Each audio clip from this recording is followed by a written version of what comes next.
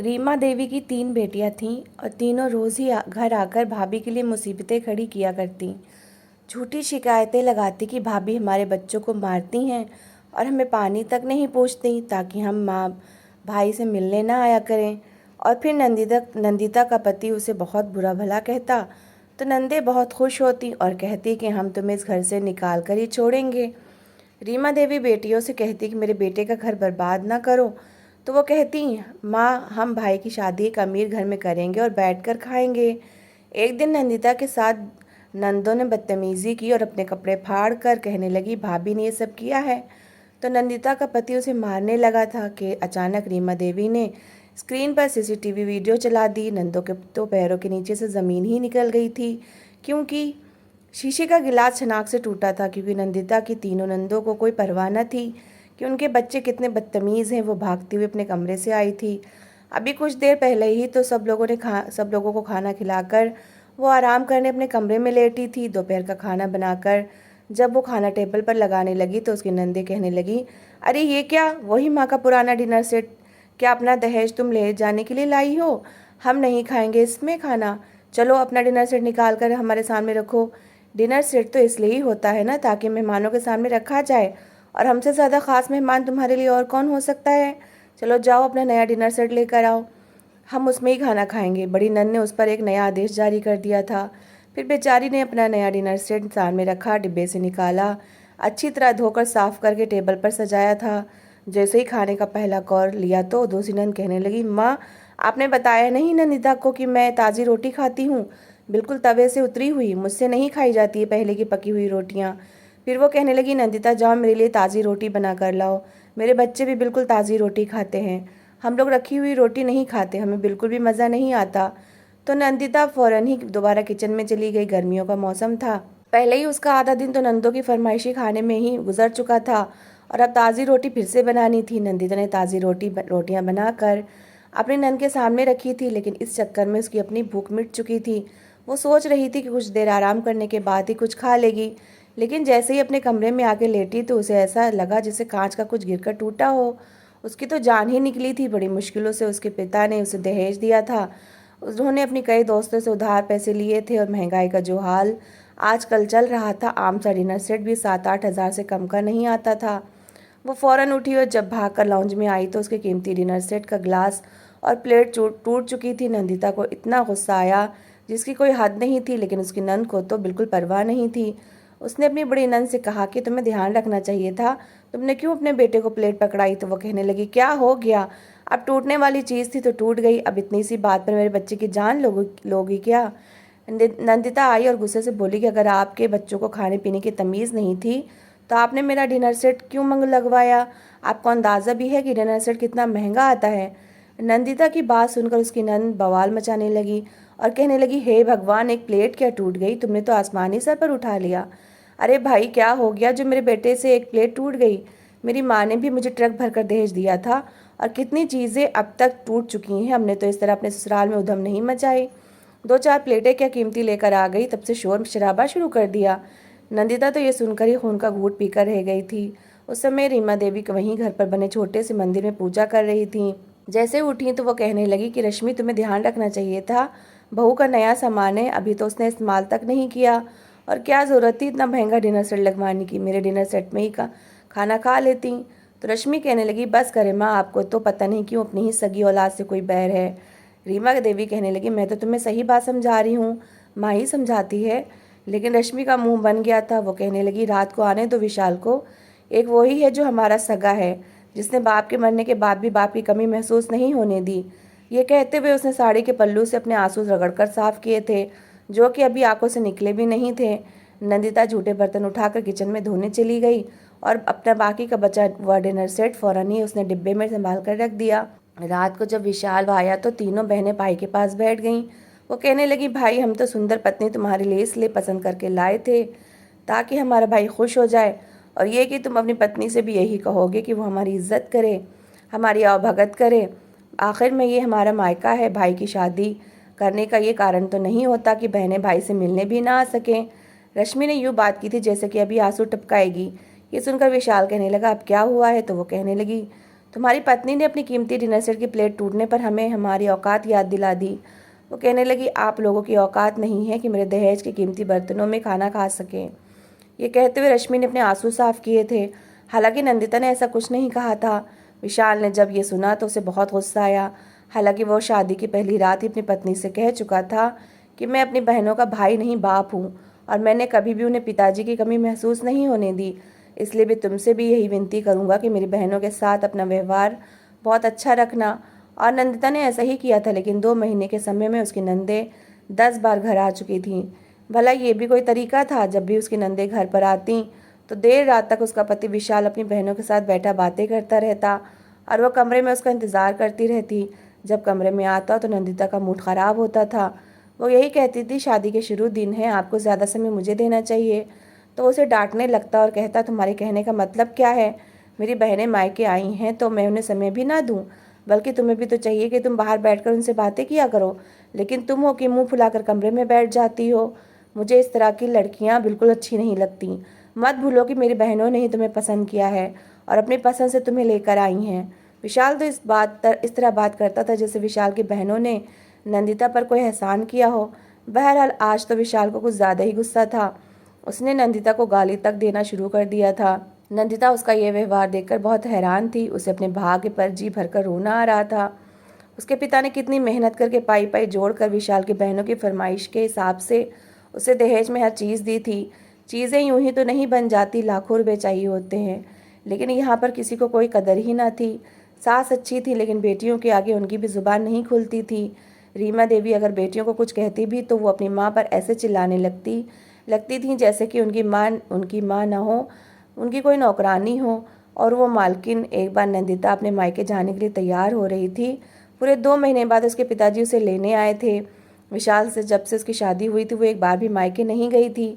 हालांकि शादी के तुरंत बाद ही उसकी माँ ने उनकी दावत भी की थी, लेकिन उसी दिन नंदिता की तीनों नंदें रहने के लिए आ गईं।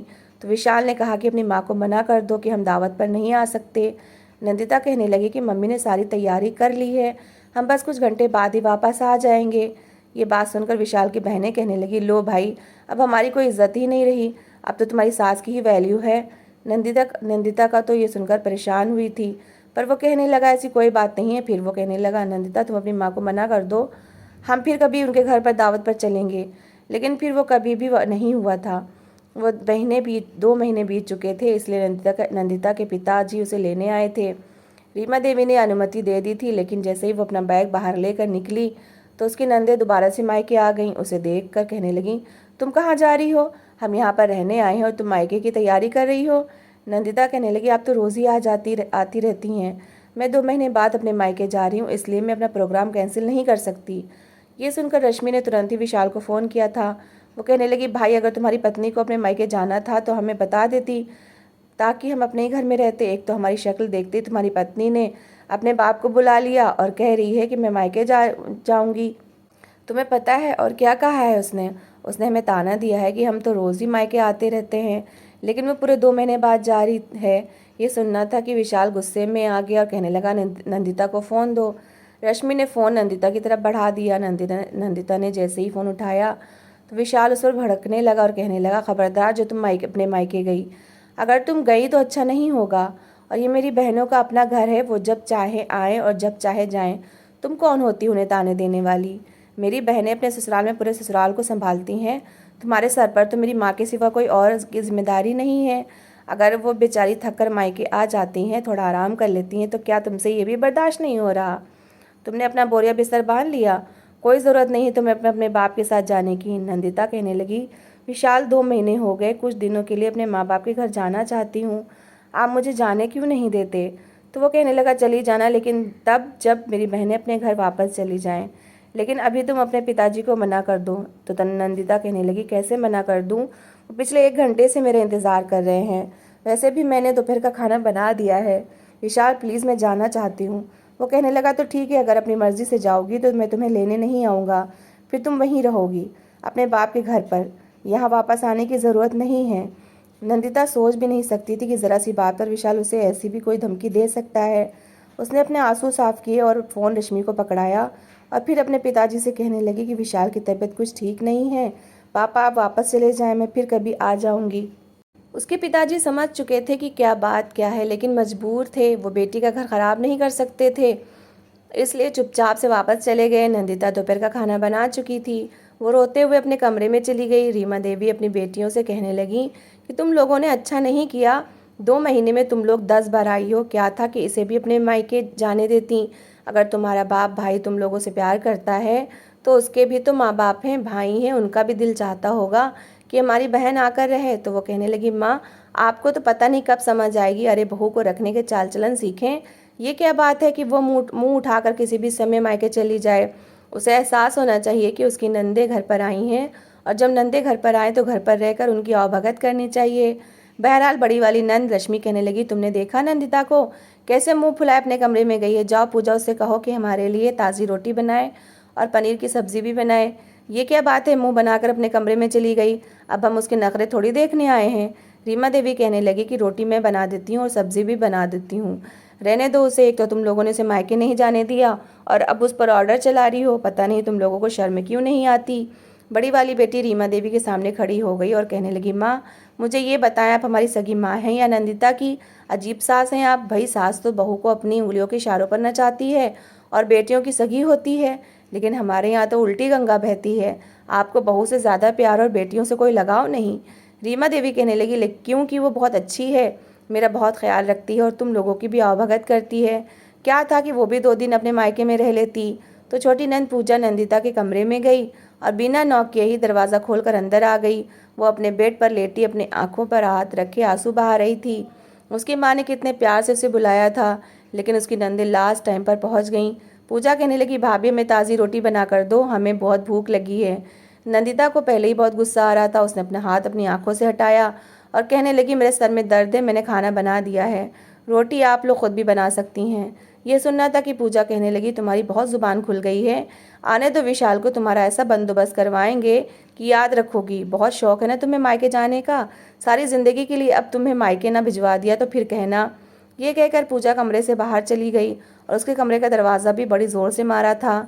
नंदिता कुछ देर वैसे ही बैठी रही, लेकिन फिर उसे चिंता होने लगी कि विशाल को वैसे भी बहनों के ही सुनता है, उसकी तो बात की अहमियत ही नहीं है। ये ना हो कि सच में वो बहनों के कहने पर उसे घर से निकाल दे।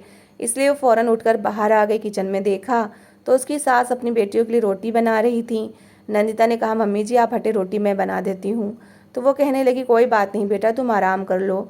तो वो कहने लगी, नहीं नहीं मैं बना देती हूँ। उसने अपनी सास के हाथ से चिमटा पकड़ा और रोटियाँ बनाने लगी। नंदे बहुत खुश थीं, कह रही थी, देखा कैसे इसकी अकड़ को तोड़ा है।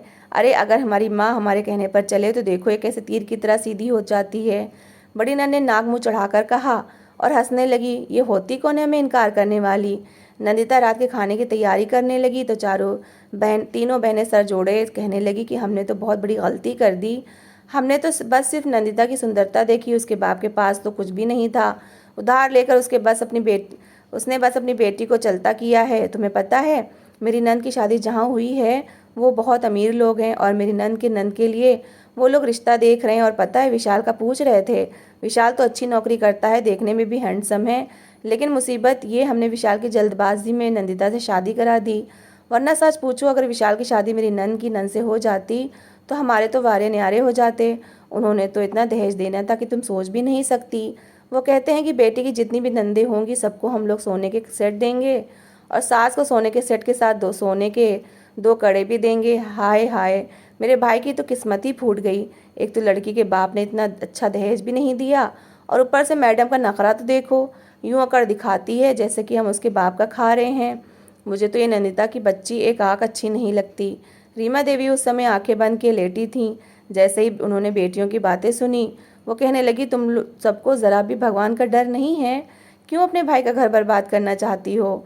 तो वो कहने लगी, भाई का घर तो हमने बर्बाद कर दिया, काश की अक्ल से काम लिया होता तो आज हम लोग कलाखों में खेल रहे होते। मुझे तो खुद पर अफसोस हो रहा है, हमने बस नंदिता की गोरी चिट्टी चमड़ी देखी और समझा कि चलो भाई खुश हो जाएगा। अरे क्या पता था मेरा भाई तो हीरा था, हीरा। उसके लिए तो अमीर से अमीर परिवार के रिश्ते आ सकते थे। काश कि मैंने पहले ही थोड़ा कोशिश की होती।